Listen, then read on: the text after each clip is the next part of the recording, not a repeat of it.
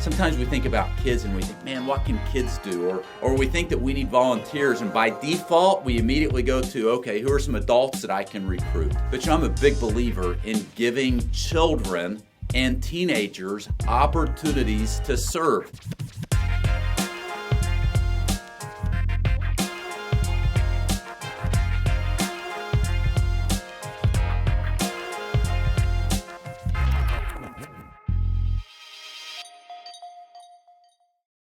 I was thinking the other day about when I was a child at the church, and I remember when I was 9 years old, the pastor asked me if I would run sound. Honest to goodness truth. I mean, we're talking in big church. The pastor asked me as a 9-year-old kid if I would run the sound. Now, let me mention a couple things. The church at that point was really, really small, like 20 or 30, 40 people. And the sound consisted of a little box on the front pew with a tape recorder. And really running sound just meant that when it was time for the special music, I pushed play on the tape deck. If you remember tape decks, remember what those were? But I thought that I had arrived. The pastor asked me to run sound. And then apparently I did such a good job running sound that a few months later he asked me if I would be in charge of making sure he had a glass of water underneath the pulpit on the shelf every Sunday in case he got thirsty when he was preaching. Again, I thought I had arrived. I had a job.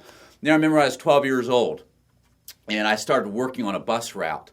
And I started volunteering, and the next thing I knew as a 12-year-old kid, they made me the bus captain. Can you imagine this? Picking up all these kids on the bus and all of these teenagers, and I was the bus captain, which meant at the age of 12, I was the song leader, and I was in charge of attendance, and I thought it was the greatest thing ever.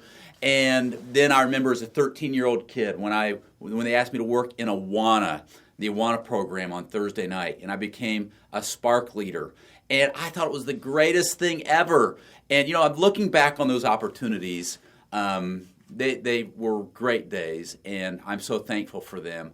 And the reason I share them with you today is because I'm thankful for a pastor that I've not talked to in years and years and years that asked me as a 9-year-old kid to run sound and to get him some water.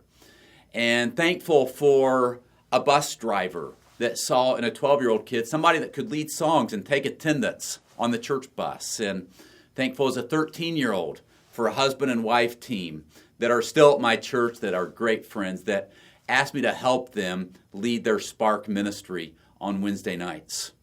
And as I think about these stories, I'm reminded that it is so important not only to develop leaders, but even to get kids serving. Sometimes we think about kids and we think, man, what can kids do? Or we think that we need volunteers, and by default, we immediately go to, okay, who are some adults that I can recruit? But I'm a big believer in giving children and teenagers opportunities to serve. And you know what? They may not do it as well as an adult. They may not do it as well as you do, but you know what? You are making a huge, huge investment in life of that child. I'm going to tell you, as an adult that's still in children's ministry today, I think part of the reason I'm in children's ministry today, part of the reason I'm talking to you children's pastors, is because of those opportunities I was given as a kid to serve in children's ministry. So how well are you doing investing in leaders? One of your biggest jobs is leadership development. It is working yourself out of a job. It is it's the essence of discipleship is what it is. It is finding another Christian and helping them become a disciple. And part of that discipleship process is learning to serve the Lord. And you can make this investment in the life of a child, a teenager, an adult, someone who is an elder to you. The important thing is that you are doing this week after week after week.